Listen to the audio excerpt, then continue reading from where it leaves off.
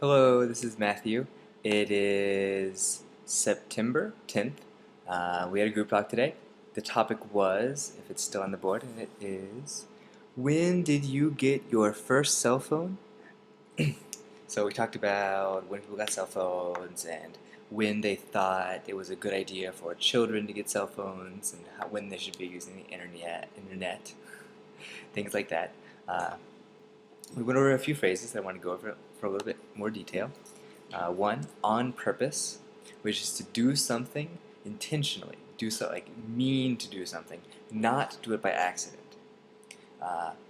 So one of the examples we used earlier is you're talking on the phone and you really don't want to talk on the phone anymore, but the other person keeps talking and talking, and so you want to end the phone call, but you're not sure how. So you accidentally hit the power button or pull out the battery or close the antenna or something, so it ends the call, and later you can say, oh yeah, this thing happened and ended and I couldn't do anything about it, sorry, but really you did it on purpose.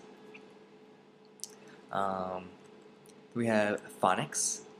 Phonics is a method of teaching how to read, and more specifically how to pronounce words that you read through individual letters. So you go through and you learn every single letter and every single combinations of letters that makes a specific sound. So you learn every single sound that is produced in a language. Now in Japanese it'd be really easy. It's it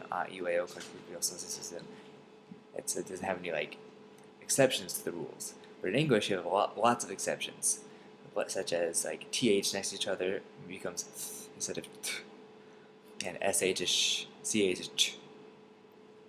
And also things like the magic E, where if you have the last three letters of a word, a vowel, a consonant, and then an E, that consonant is pronounced long.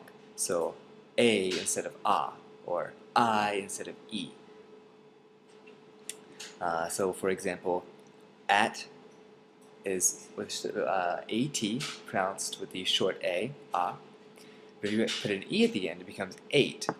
So long A, 8. So phonics is pretty useful. It's a great way of learning how to pronounce the language. It's a very good idea to study some of that if you haven't done so already. Last one is to defeat the point, which is to do something that kind of negates or makes meaningless everything that has been done up to this point towards a certain goal. So you do a bunch of work, you spend all your time working, and you make this great project, and then you forget to save the data and you close the program and you lose everything. So the closing the program without saving it defeated the point of doing all that work.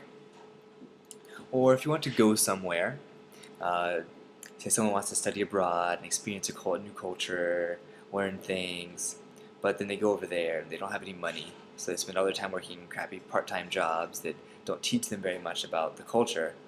They've defeated the point of going over there to that new country, because instead of learning, they're just working jobs and they're not accomplishing what they wanted to.